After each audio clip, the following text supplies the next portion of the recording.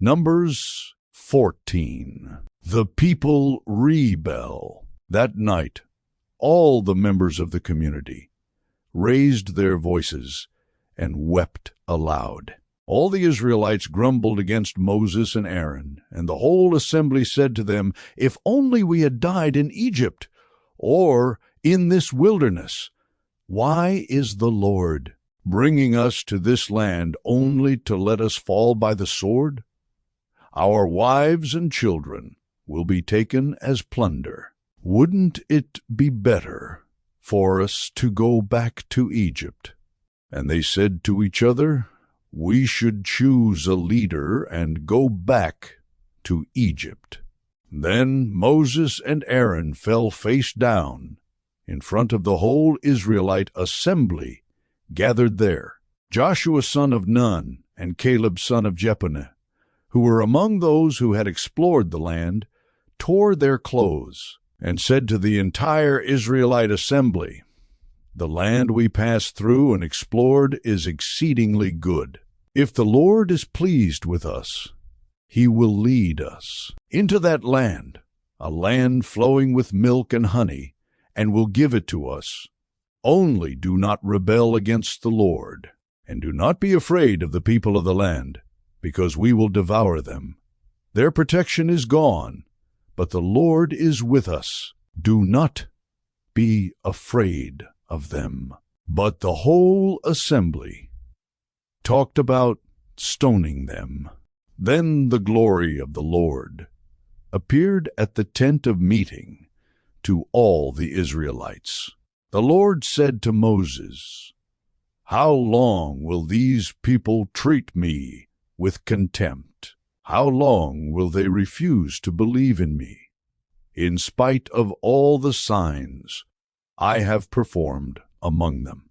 I will strike them down with a plague and destroy them, but I will make you into a nation greater and stronger than they." Moses said to the Lord, "Then the Egyptians will hear about it. By your power you brought these people up from among them, and they will tell the inhabitants of this land about it. They have already heard that you, Lord, are with these people, and that you, Lord, have been seen face to face, that your cloud stays over them, and that you go before them in a pillar of cloud by day and a pillar of fire by night. If you put all these people to death, leaving none alive, the nations who have heard this report about you will say, 'The Lord was not able to bring these people into the land He promised them on oath, so He slaughtered them in the wilderness.' Now may the Lord's strength be displayed, just as you have declared. The Lord is slow to anger, abounding in love and forgiving sin and rebellion. Yet He does not leave the guilty unpunished. He punishes the children for the sin of the parents to the third and fourth generation. In accordance with your great love, forgive the sin of these people, just as you have pardoned them from the time they left Egypt until now." The Lord replied, "I have forgiven them, as you asked. Nevertheless, as surely as I live, and as surely as the glory of the Lord fills the whole earth, not one of those who saw my glory and the signs I performed in Egypt and in the wilderness, but who disobeyed me and tested me 10 times, not one of them will ever see the land I promised on oath to their ancestors. No one who has treated me with contempt will ever see it. But because my servant Caleb has a different spirit and follows me wholeheartedly, I will bring him into the land he went to, and his descendants will inherit it. Since the Amalekites and the Canaanites are living in the valleys, turn back tomorrow and set out toward the desert, along the route to the Red Sea."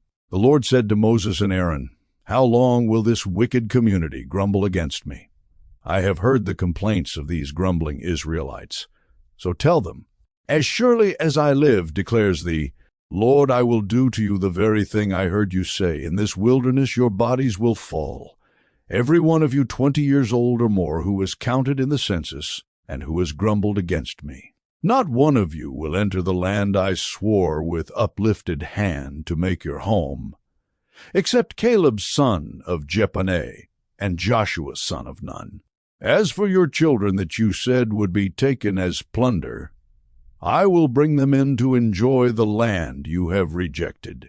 But as for you, your bodies will fall in this wilderness. Your children will be shepherds here for 40 years, suffering for your unfaithfulness, until the last of your bodies lies in the wilderness. For 40 years, 1 year for each of the 40 days you explored the land, you will suffer for your sins and know what it is like to have me against you. I, the Lord, have spoken, and I will surely do these things to this whole wicked community, which is banded together against me. They will meet their end in this wilderness. Here they will die. So the men Moses had sent to explore the land, who returned and made the whole community grumble against him by spreading a bad report about it, these men, who were responsible for spreading the bad report about the land, were struck down and died of a plague before the Lord. Of the men who went to explore the land, only Joshua's son of Nun and Caleb son of Jephunneh survived. When Moses reported this to all the Israelites, they mourned bitterly. Early the next morning, they set out for the highest point in the hill country, saying, "Now we are ready to go up to the land the Lord promised. Surely we have sinned." But Moses said, "Why are you disobeying the Lord's command? This will not succeed. Do not go up because the Lord is not with you. You will be defeated by your enemies, for the Amalekites and the Canaanites will face you there. Because you have turned away from the Lord, he will not be with you, and you will fall by the sword." Nevertheless, in their presumption they went up toward the highest point in the hill country, though neither Moses nor the ark of the Lord's covenant moved from the camp. Then the Amalekites and the Canaanites who lived in that hill country came down and attacked them, and beat them down all the way to Hormah.